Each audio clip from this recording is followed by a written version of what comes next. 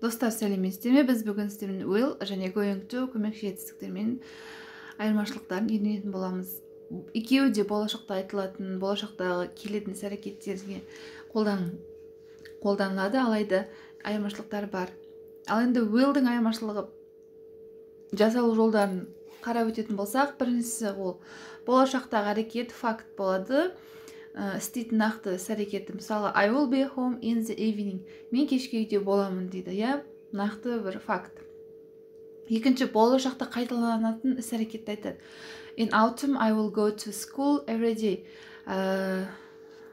Күзде мен күн сайын мектепке барамын дейді. I will go to school every day. Күнде қайталанатын іс-әрекет. Келесі ол бір әрекеттен соң екінші әрекет қатар жүрсе, мысалға tomorrow I will go to the library and borrow some books дейді. Ертең мен кітапханаға барамын да біраз кітап аламын. Бір әрекет, артынан тағы бір әрекет. Осыған will көмекші етістігі қолданылады екен. Болашақта, төртінші, болашақта өзінің бір нәрсені күту, үміті, бір ойы болатын болса, оған will қолданылады екен. Мысалы, I think I will be rich one day дейді. I think I'm going to деп айтылмайды. I think I will be rich one day. Мен ойлаймын, болашақта мен бай боламын деп. 5. Дайындықсыз, спонтанно айтылған шешім. Are you ready to order?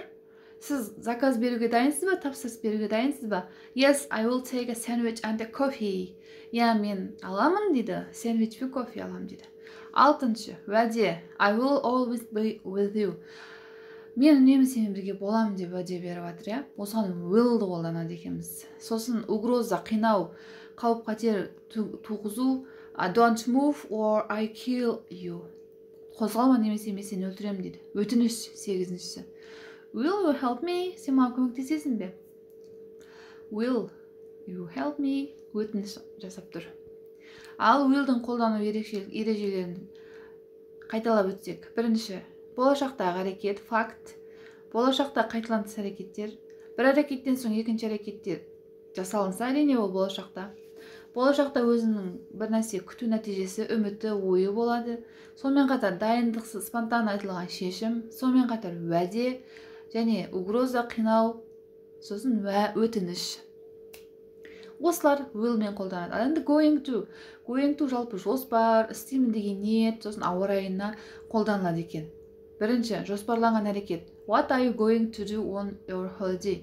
Сен не істемек үшін өзіңнің демалысыңда? I am going to visit my parents and spend some time in the countryside. Мен ата-анама барамын және қаланың сыртында біраз уақыт өткіземін дейді.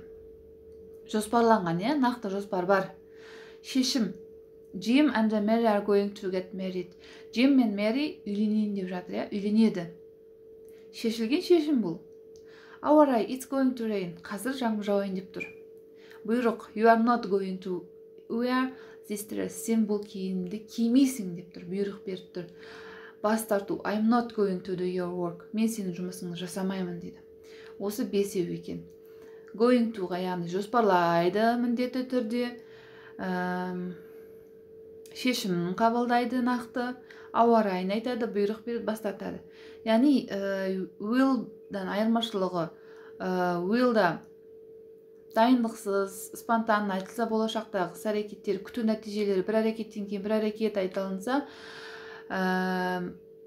уәде, қауіп-қатер болса, өтініш болса, ал going to-да жоспарланған шешім, ауа райы, бұйрық, бас тарту жүреді екен, Көбіне бұларда жоспарланған әрекеттер болады екен going to-да. Ал will-да көбіне спонтанны. Сонымен қатар жаңағы айтып өткен ережелер болады екен.